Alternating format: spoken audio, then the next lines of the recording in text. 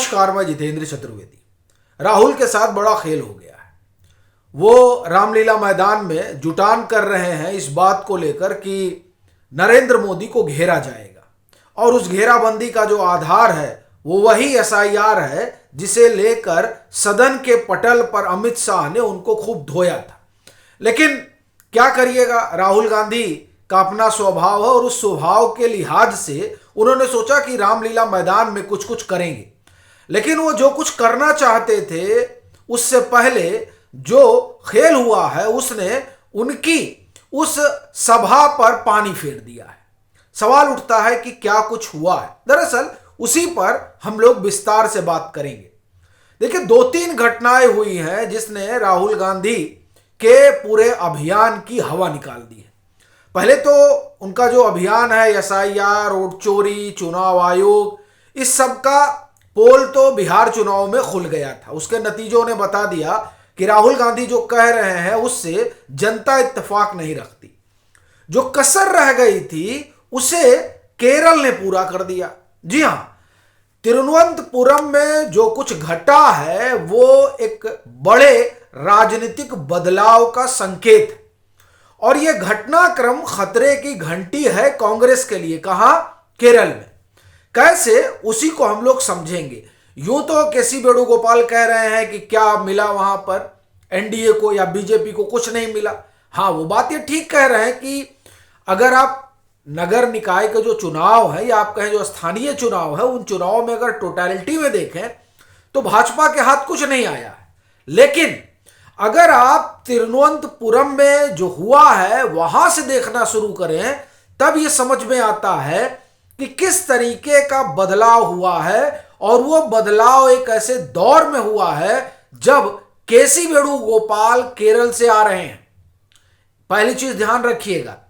दूसरी चीज ये कि वहां पर 26 में चुनाव होने हैं। अब इन परिस्थितियों में तिरुवनंतपुरम के जो स्थानीय निकाय के नतीजे हैं वो क्या कह रहे हैं। 101 सीट पर आप कहें कि जो 101 सीट है उस पर 50 वार्ड जो है वो भाजपा जीत गई। यह बड़ी घटना है। इससे 2-3 संकेत निकल कर आ रहे हैं, और उन संकेतों में पहला जो सबसे बड़ा है वो ये कि जो शहरी मतदाता है, कहां का, आप कहें कि केरल का, वो जरूर वाम के प्रति उसका झुकाव रहा है, कांग्रेस के प्रति उसका झुकाव रहा है, लेकिन अब वो विकल्प तलाश रहा है। और उस विकल्प में उसे अगर कोई दिख रहा है तो वो कौन है? बीजेपी है। और दूसरी चीज, इसमें एक बड़ी भूमिका आप एक तरह से कहे कि शशि थरूर की भी है। ये पीएम जो है ना, ये बहुत दूर की देखते हैं। अभी बीच में हो रहा था कि बताइए शशि थरूर को हर जगह बुलाया जा रहा है। वो जो बुलाया जा रहा था उस बुलाए जाने का असर देखिए। और उसका मैं आपको एक और आंकड़ा देता हूं, फिर इस डिटेल पर आता हूं।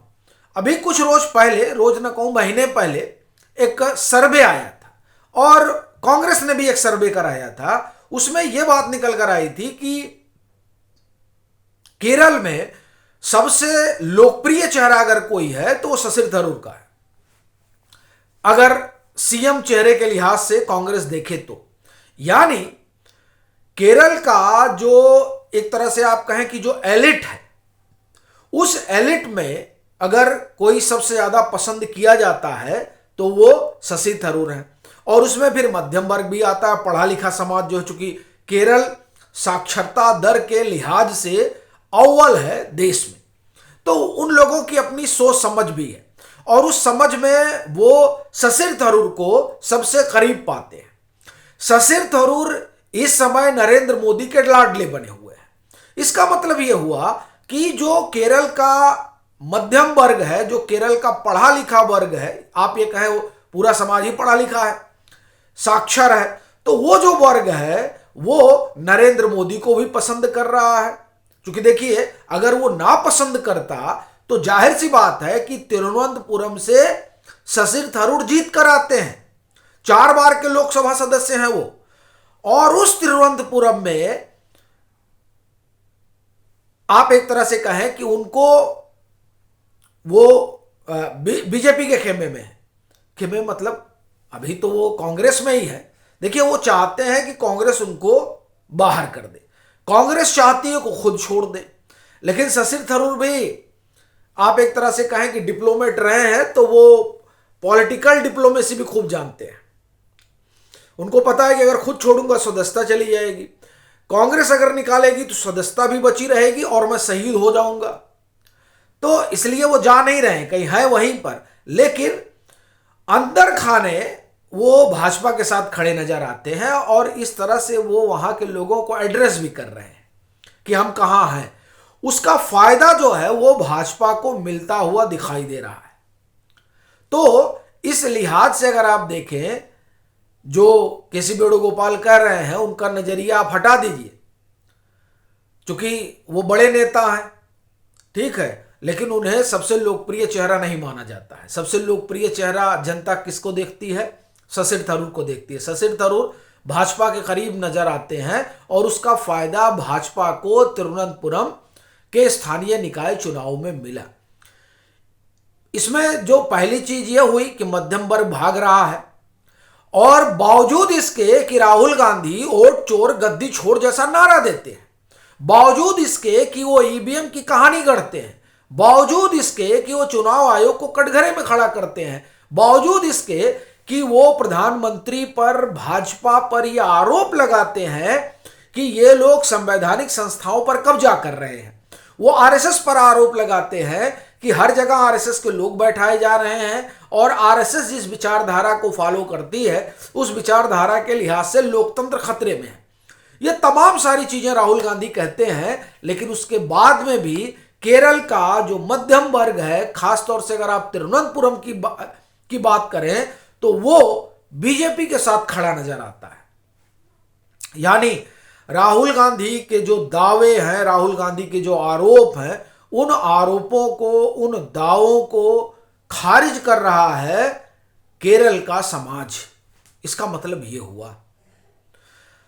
तो एक आप ये समझिए कि जिस मध्यम वर्ग को लुभाने के लिए राहुल गांधी और उनका पूरा टोली एक अभियान चला रहा है, वो अभियान फुस रहा। देखिए, जो कांग्रेस की अपनी रणनीति है वो ये है कि पहले तो मध्यम वर्ग को तोड़ा जाए और साथ ही साथ गरीब गुरबा को भी भाजपा से दूर किया जाए। दोनों ही मोर्चों पर ये विफल रहे हैं। गरीब गुरबा की पॉलिटिक्स आप देख लीजिए, सोच रहे थे कि बिहार में चला लेंगे, नहीं चल पाई। मध्यम वर्ग को तोड़ने की पॉलिटिक्स भी नहीं चल पाई, और वही चीज जो है वो केरल में भी दिख रहा है। अब राहुल गांधी रामलीला मैदान में जो जुटान कर रहे हैं, या जब हम आपसे बात कर रहे हैं तब तक उनकी जुटान हो चुका है, इस जुटान के क्या मायने रह गए? जब आप जैसे ही कदम उठाना शुरू किए उसके ठीक एक रोज पहले इतनी बड़ी खबर आ गई। आप देखिए कि ये खबर बताती है कि देश का सबसे ज्यादा जो साक्षर राज्य है और उस राज्य की जो राजधानी है, एक तरह से कहें प्रशासनिक राजधानी, उस राजधानी से क्या संदेश जा रहा है? सीधा संदेश जा रहा है कि हम राहुल गांधी के कहे पर भरोसा नहीं करते हैं और हम राहुल गांधी के साथ नहीं खड़े हैं। वो किसके साथ खड़े हैं? वो नरेंद्र मोदी के साथ खड़े हैं। वो उस पॉलिटिक्स के साथ खड़े हैं जिस पॉलिटिक्स को नरेंद्र मोदी आगे बढ़ा रहे हैं और जिस पॉलिटिक्स को इन लोगों ने तुष्टीकरण की राजनीति की वजह से एड्रेस नहीं किया। देखिए, जो दंश एक दौर में उत्तर प्रदेश आप कहें कि झेल रहा था, वही दंश इस समय केरल भी झेल रहा है। अब उसे लोग कहते हैं कि ये सब कम्युनल है। नहीं, जो वहां चल रहा है, वो जो लब जिहाद वाला मसला आप एक तरह से कहें, वो सारी चीजें जो है उन सब से केरल का समाज भी दो चार हो रहा है। वहां इस बात को लेकर रिएक्शन है और इस पर देखिए कोई बोलने को तैयार नहीं है। वहां कोई बोल नहीं रहा है। भाजपा बोल रही है तो आप कम्युनल पॉलिटिक्स करते हैं। तो मसला अब इसका नहीं रह गया है।